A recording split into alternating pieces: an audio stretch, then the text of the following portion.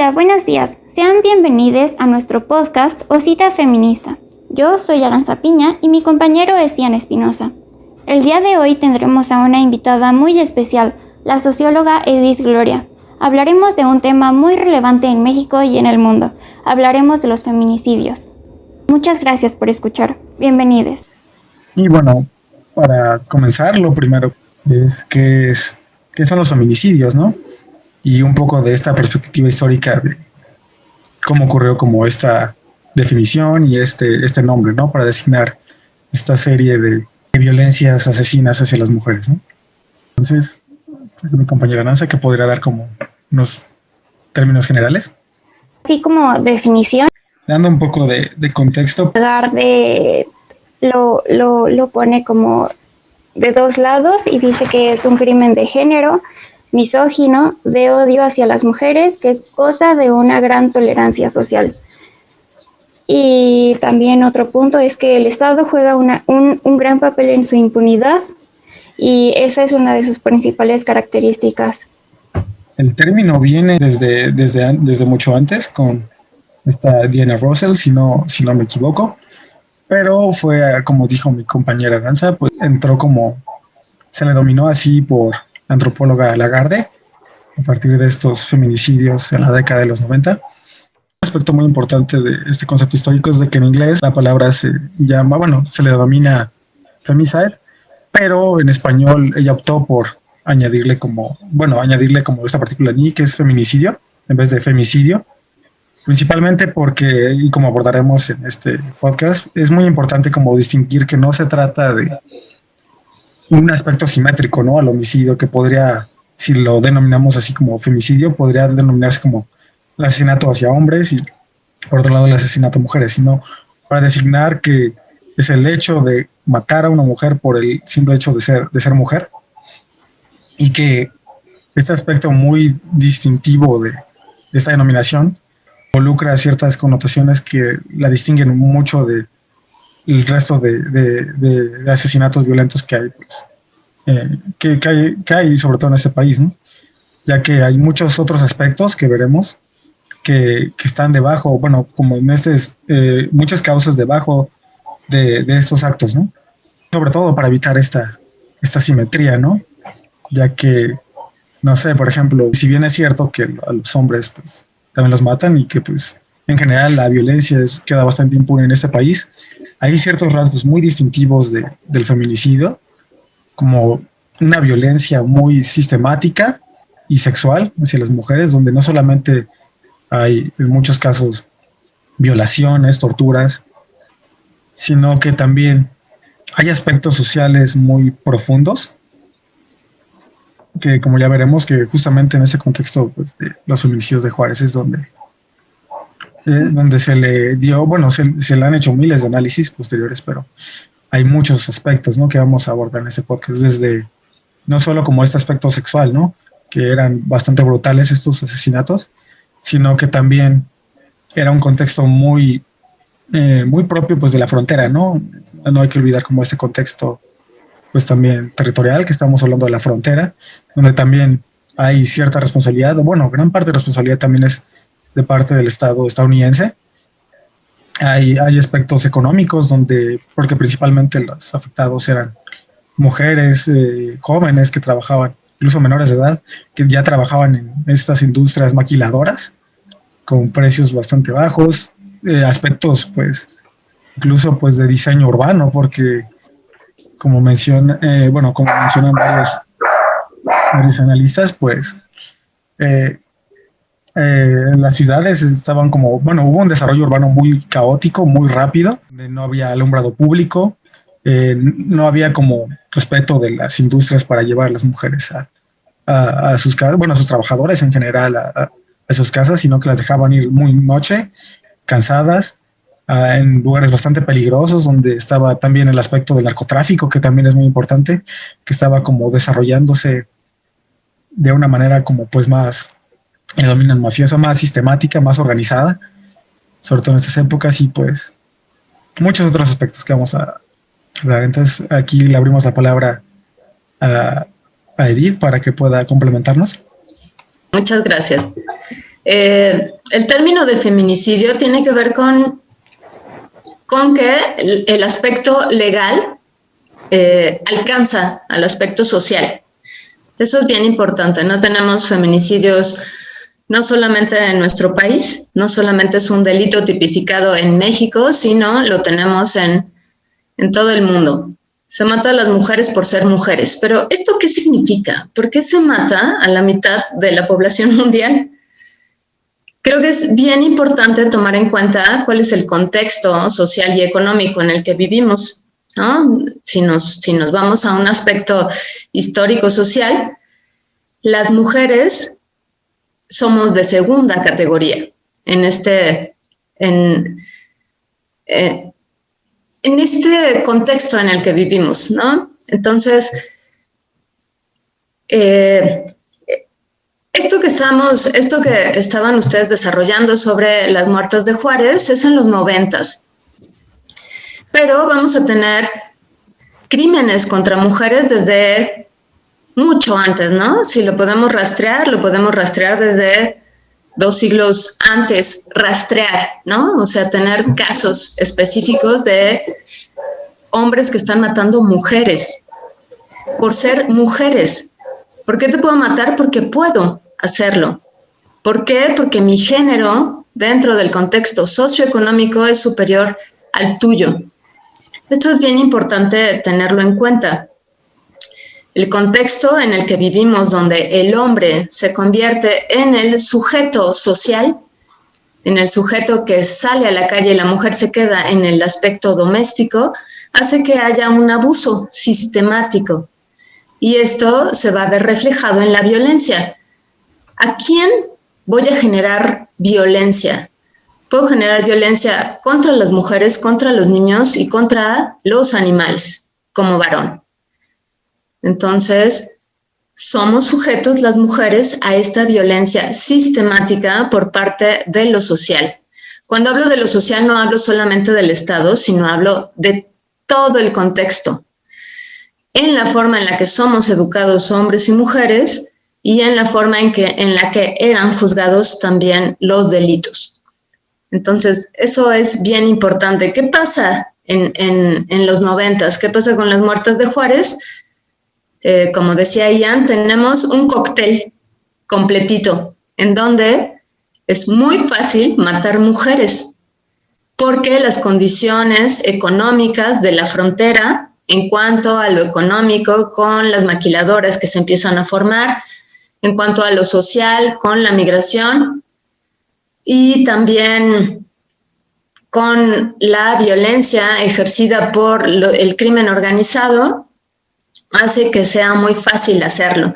Y también tenemos un Estado que no va a actuar. Hasta ahorita, ¿no? Hasta ahorita lo tenemos. El Estado se encuentra pasmado, digámoslo así, ¿no? Hasta ahorita, y gracias a la organización social de las mujeres, ha podido tomar en cuenta qué es lo que está pasando. Creo que es bien importante tomarlo en cuenta, ¿no? Tenemos una violencia sistémica hacia las mujeres que lleva mucho tiempo. ¿Cuándo la vimos? Cuando empezó a ser molesta. ¿Cuándo empezó a ser molesta? Cuando las mujeres empezamos a actuar y a decir que no estaba bien lo que nos estaba pasando. Para esta última parte como del podcast, como hablar un poco más sobre estas acciones o actitudes proactivas que podemos tomar tanto hombres como mujeres, porque pues también es trabajo de ambos. Y pues, ¿qué podemos hacer? ¿Cuál es la responsabilidad de cada parte pues, en este proceso a nivel individual? ¿Cuál es la responsabilidad que le tenemos que exigir y que tiene que asumir el Estado para poder acabar con estas cosas? ¿Cuál es el papel de la sociedad? Y también cuál es nuestra responsabilidad como económica, ¿no? Que al parecer es un papel que juega muy importante porque, pues, no sé, este sistema como patriarcal está en todos los aspectos, ¿no? Desde el político hasta el económico, ¿no? ¿Cuál es la responsabilidad de cada quien y qué podemos hacer, ¿no? Creo que al Estado, a nivel histórico, y no creo que solamente sea cuestión de nuestro país, no le gusta hablar de los problemas, ¿no? Los oculta. Al Estado le gusta dar un rendimiento óptimo o que se vea todo bien, ¿no? Entonces, ¿qué vamos a cubrir? Todo lo que se vea feo. La cosa fea la ponemos debajo del tapete. Algo pasó feo, lo minimizamos, ¿no? En el temblor del 85 no tenemos una cifra exacta de muertos, ¿no? Hablamos de algo que pasó en la naturaleza, ¿no? Que no tiene que ver con la interacción social y nunca vamos a saber porque el Estado minimizó los datos y así vamos a tener un chorro de ejemplos, ¿no? Al Estado no le gusta lo feo. Y entonces al Estado no le va a gustar tener estos problemas porque lo que quiere es dar una cara de bienestar, ¿no? En México no tenemos una democracia funcional prácticamente hasta el año 2000, pero al sistema que estaba en el poder le interesaba mucho que las personas pensaran que estaban bien aunque estuvieran mal, ¿no? Entonces no iba a dar esas cifras él, ni tampoco los medios de comunicación a su servicio. Entonces todavía hablamos de este sistema cuando se da el fenómeno de las muertas de Juárez. Otra vez, este fenómeno se sale, es como si vomitara a nivel social dentro de un entorno muy chiquito y luego se difuminara. ¿Qué se difuminó? El hablar de esto que estaba pasando y también se difuminó la violencia porque las condiciones socioeconómicas se hicieron más grandes en sectores mucho más grandes, ¿no? Entonces, ¿qué tenemos que hacer como sociedad frente a un Estado que calla los problemas o que los hace chiquitos, ¿no? Por ejemplo, ahorita todavía yo conozco gente, no son mis amigos, pero los conozco que no los encuentran. Todavía hay desaparecidos del accidente que ocurrió en la línea 12 del metro. No los encuentran. ¿Cómo es posible que no los encuentren? ¿No están? ¿Qué pasó? ¿Hay un cadáver para que se lo lleven a velar? ¿No? Entonces, pareciera que hay algo ahí oscuro que no permite que se dé. Que no permite que se dé es la información para que no haya problemas. ¿Qué nos corresponde frente a un Estado minimizador y que oscurece todos los fenómenos que no le satisfacen o que no le benefician? Entonces, como sociedad creo que es importante visibilizar primero. ¿Quién va a visibilizar? Pues el grupo que se está viendo afectado, ¿no? Entonces, si yo hubiera hablado de feminismo en los 90s, era algo que se veía chiquito, eran mujeres que quién sabe qué querían, ¿no? Pero estaba bien, bueno, ¿no? Si hablamos de feminismo ahorita ya tenemos un fenómeno que polariza, ¿no? A hombres y mujeres. Entonces ya existe el término de feminazis, ¿no? Mujeres que van a ser estigmatizadas por estar haciendo cosas que no deben de hacer, porque ni siquiera lo deben de hacer, porque están locas, porque son neuróticas, pero es algo que antes no hubiera ocurrido. Y creo que por eso se lo estoy poniendo en la mesa, ¿no? Las circunstancias sociales cambiaron y hacen que este fenómeno se haga mucho más visible y genere controversia. ¿Qué está pasando? Primero, como mujeres estamos visibilizando cuáles son los fenómenos que están ocurriendo. Y creo que lo que sigue dentro del movimiento feminista es el impacto en el entorno de poder, ¿no? No me gusta mucho, ¿no? Pero, ¿qué hacemos a nivel ejecutivo y a nivel legislativo?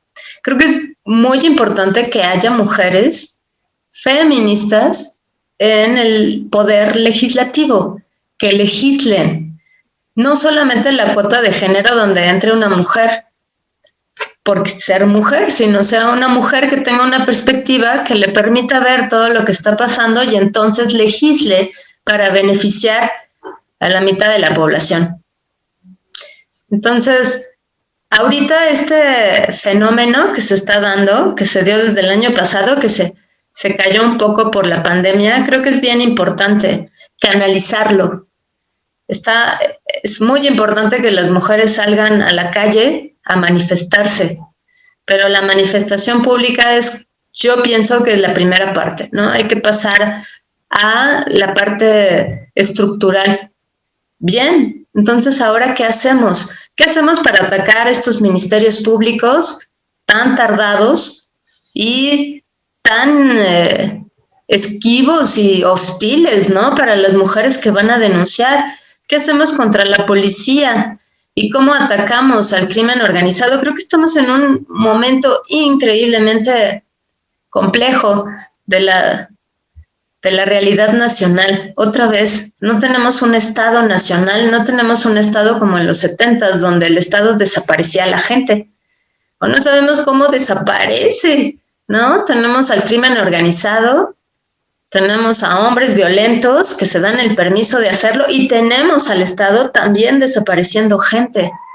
¿A quién acudimos, no? Estamos en un periodo crítico en donde sí nos corresponde organizarnos e impactar el espacio político, el espacio del poder. Pareciera que la entrada a la izquierda, de la izquierda al poder,